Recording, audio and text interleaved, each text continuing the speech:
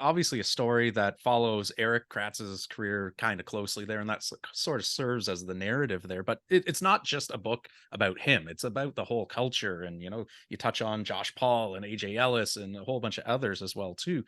So as you're putting this all together, did you find that there was kind of an underlying commonality between their experiences, or was each one so unique to themselves that they were kind of like their own story in and of themselves? Similar paths. I think they all, or most of them, some of them were later draft picks or undrafted Hmm. and had this dream of someday making it to the big leagues. And if that was as a backup catcher, that was cool. Right. But I think most of them had this moment, whether it was in high A ball or double A, even triple A, where they realized that in spite of where they were drafted, what all the hope was, what all the promise was, what everybody back home thought of them, that they were not going to be the next Johnny Bench or the next Mike Piazza or the next Pudge Rodriguez. They were going to have to earn their way in some other manner. Right. And this is where I found the book to be really rewarding to dig into was what sort of values, what sort of skills, what sort of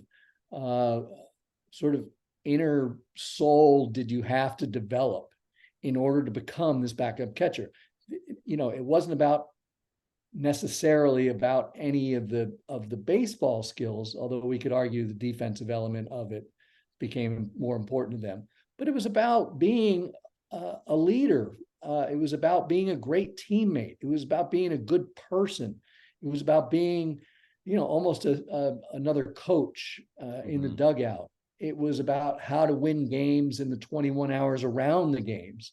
And this is why, if you look around, 30 big league managers, 14 of them, almost half, were either full-time backup catchers or spent a lot of their career as backup catchers because they had to develop all these skills and realize what works in a clubhouse, what doesn't work in a clubhouse, what I can do, who am I, who can I be for the guy standing next to me. Okay, my whole dream didn't come true, but I can help these three guys or this pitching staff or this uber prospect reach the dream that he has. So, and that has to become important to you. And I don't think you can fake that.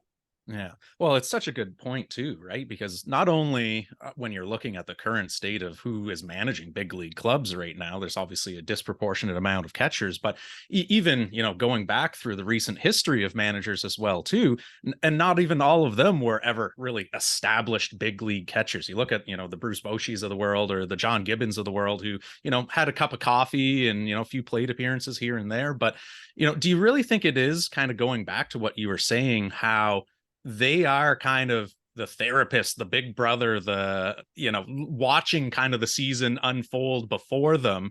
And because they maybe never, I guess you could say, got their real shot, like maybe an all-star catcher would, that's why they're so eager to go into the manager ranks after their playing careers versus, hey, I was a 10-time all-star. I've got everything out of the game I need to at this point. Right. No, I agree. And I would suggest that because of their career paths, which frequently means, a month and a half in the big leagues, oh, back to the minor leagues. Hmm. Somebody gets hurt, I'm back in the big leagues. Somebody gets healthy, now I'm back in the minor leagues.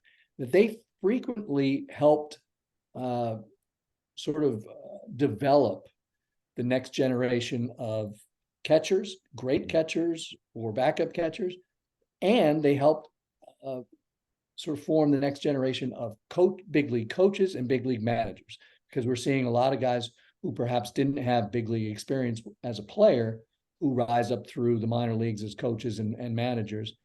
And they've never spent a ton of time in the big leagues. But guess what? The guy sitting over there who just caught a bullpen session at 3 o'clock in the afternoon has been there. He Hmm. knows what works in a big league clubhouse. He knows what doesn't work in a big league clubhouse. He knows how to lead all stars and to prod sort of the secondary characters on a roster and things like that. And so I think that element to it is not unimportant.